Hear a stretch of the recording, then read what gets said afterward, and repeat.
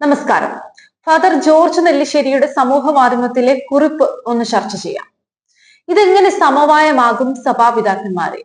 മാർ തട്ടിലും മാർ പാമ്പ്ലാനിയും ഇല്ലാത്ത വൈദിക സമിതി വിളിച്ചുകൂട്ടിയും 19-ന് വൈദിക സമ്മേളനം വിളിച്ചു ചേർത്തും പരിശ്രമിക്കുന്നത് സമവായം നടപ്പിലാക്കാനാണെന്നാണ് പറയുന്നത്. ഇവർ വിമതന്മാരുമായി മാത്രം ചർച്ച ചെയ്താണ് സമവായം ഉണ്ടാക്കുന്നത്. സിനഡ് തീരുമാനം നടപ്പിലാക്കണമെന്നാവശ്യപ്പെടുന്ന വലിയ വിഭാഗം വിശ്വാസികളും ഒരുപക്ഷെ നിശബ്ദത പാലിക്കുന്ന കുറെ വൈദികരും ഇവിടെയുണ്ട്. എന്നാൽ ഏകീകൃത കുർബാന നടപ്പിലാക്കുന്നതിനെ പറ്റി ഇവർ ആരുമായും പിതാക്കന്മാർ കാര്യമായും ഒരു ചർച്ചയും നടത്തിയിട്ടില്ല. രണ്ടു കൂട്ടരുമായും ചർച്ച നടത്തി രണ്ടു കൂട്ടരുടെയും ആശയങ്ങൾ ഉൾക്കൊണ്ട് എത്തുന്ന ധാരണയാണ് സമവായം. ഏകീകൃത കുർബാന എന്ന തീരുമാനം അങ്ങനെ ഒരു ധാരണ പുറത്തായിരുന്നു.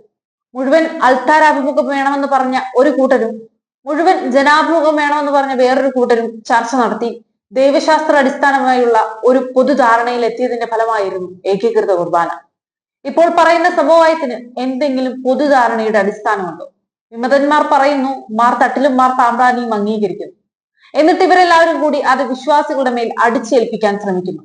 ഇതെങ്ങനെ സമവായമാകും? ഇനി എന്താണ് ഈ സമവായത്തിന്റെ ഉള്ളടക്കം? വിമതർ ജനാഭിമുഖ കുർബാന തുടരും, പക്ഷെ ആഴ്ചയിൽ ഒരിക്കൽ ഒരു കുർബാന അൾത്താരാഭിമുഖം അർപ്പിക്കും. എന്ന് വെച്ചാൽ ജനാഭിമുഖത്തിന്റെ മേല് അൾത്താരാഭിമുഖത്തിന്റെ ഒരു മീൻപൊടി ഇടും. ആ മീൻപൊടിക്ക് കടുത്ത വ്യവസ്ഥകളാണ് വിമതർ വെച്ചിരിക്കുന്നത്.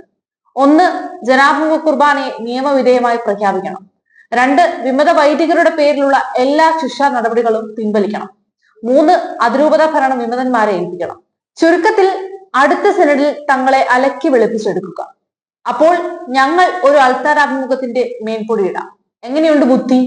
അപ്പോൾ സിനഡ് തീരുമാനം, മാർപ്പാപ്പയുടെ തുടർച്ചയായ ആഹ്വാനങ്ങൾ, വിശ്വാസികളുടെ നിരന്തരമായ മുറവിളി എല്ലാം ഉത്തരമില്ലാത്ത ചോദ്യങ്ങളാണ്. കുറിപ്പ് അവസാനിക്കും.